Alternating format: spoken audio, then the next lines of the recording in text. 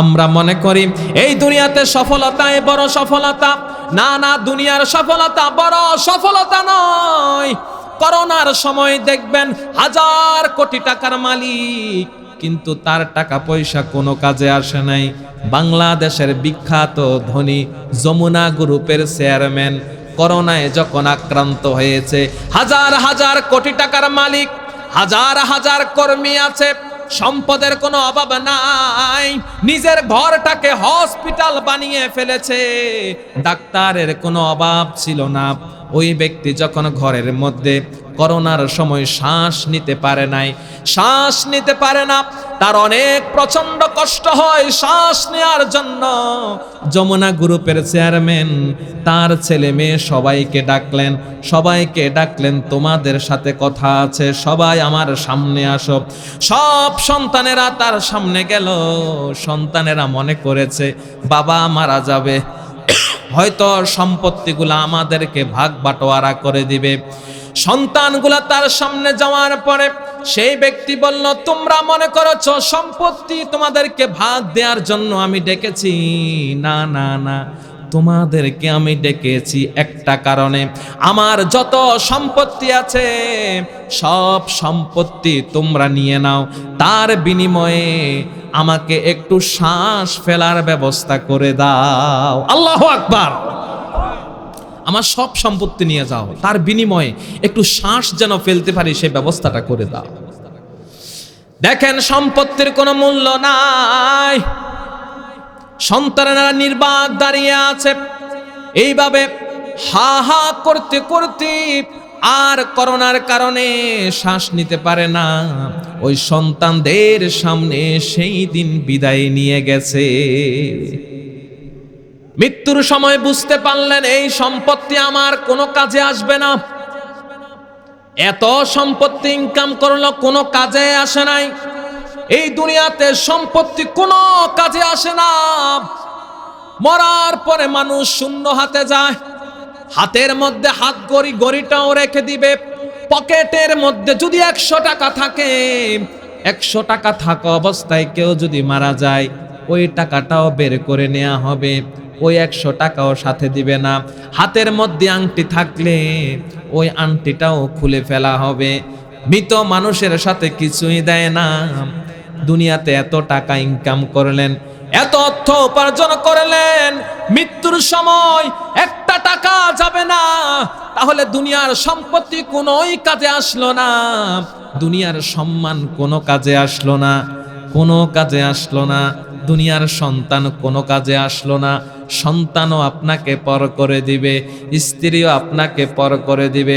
মরে দেখেন যে স্ত্রীর জন্য দুনিয়াতে এত কিছু করলেন, মৃত্যুর পরে ওই স্ত্রী আর একদিনও তার সাথে আপনাকে শোয়াবে না, ঠিক কিনা?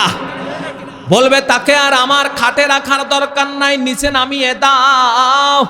রাতের বেলা মারা গেছেন, খাট থেকে নামিয়ে দিয়েছে, আপনাকে নিচে শোয়াই দিয়েছে। প্রচন্ড ঠান্ডার রাত, সবাই লেপ গায়ে দিয়ে শুয়েছে, কম্বল গায়ে দিয়ে শুয়েছে, কিন্তু আপনি এত টাকার মালিক, কিন্তু আপনার ওই মৃত মানুষটার শরীরের উপরে একটা লেপ কম্বলও দিবে না, ঠিক কিনা? তো কার সম্পত্তি, কার জন্য? এই দুনিয়ার সম্পত্তি কার জন্য?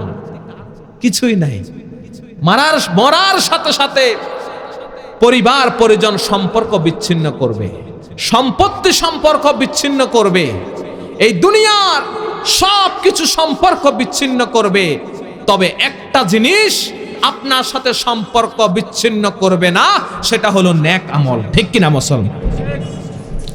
সেটা হলো নেক আমল। নেক আমল কোনোদিন সম্পর্ক বিচ্ছিন্ন করবে না। একজন মানুষের 3 জন ভাই, কয়জন? 3 জন প্রকৃত ভাই উদাহরণ দেয়া হয়েছে। উদাহরণস্বরূপ বলছি, 3 জন ভাইয়ের মধ্যে একজন ভাই হবে আপনার আপন, আর 2 জন ভাই হবে আপনার পর। একজন হলো সম্পত্তি, মরার সাথে সাথে সম্পত্তি সম্পর্ক বিচ্ছিন্ন করেছে, এই ভাইটা সম্পন্ন বিচ্ছিন্ন করেছে। আরেকজন ভাই হলো আপনার আত্মীয় স্বজন, কবর পর্যন্ত যাবে, আপনাকে যতক্ষণ পর্যন্ত কবরের মধ্যে শোয়াই দিবে ততক্ষণ পর্যন্ত তারা আপনার সাথে আছে। মাটি দেয়া শেষ, তাদের সাথে সম্পর্ক বিচ্ছিন্ন। আরেকজন ভাই আছে, কোনোদিন আপনার সাথে সম্পর্ক বিচ্ছিন্ন করবে না। দুনিয়ার সাথেও ছিল, কবরেও থাকবে, হাসরেও থাকবে, কিয়ামতের দিনও থাকবে, মিজানের পাল্লায় থাকবে, পুলসিরাতের গোড়ায় থাকবে, জান্নাতে ঢুকা পর্যন্ত আপনার সাথে সম্পর্ক রাখবে। সেই ভাই হলো নেক আমল। ঠিক কিনা মুসলমান? সেই কোনোদিন আপনার সাথে সম্পর্ক বিচ্ছিন্ন করবে না।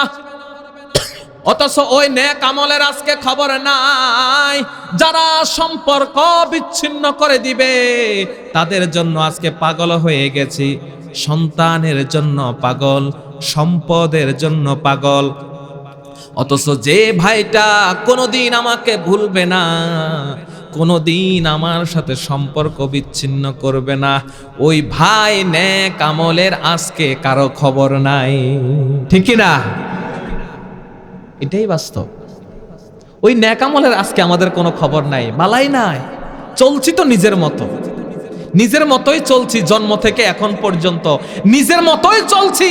কোনটা হক কোনটা বাতিল আজ পর্যন্ত আমি খবর নিলাম না। বাবা করে আসছে বাতিলের পক্ষ, আমিও করে যাচ্ছি বাতিলের পক্ষ। কোনোদিন এই জ্ঞান আমার খুললো না যে আমাকে সঠিক পথে চলতে হবে, কোরআনের পথে চলতে হবে। এই জিনিসটা আমার মাথায় এখন পর্যন্ত ঢুকলো না। এই জন্য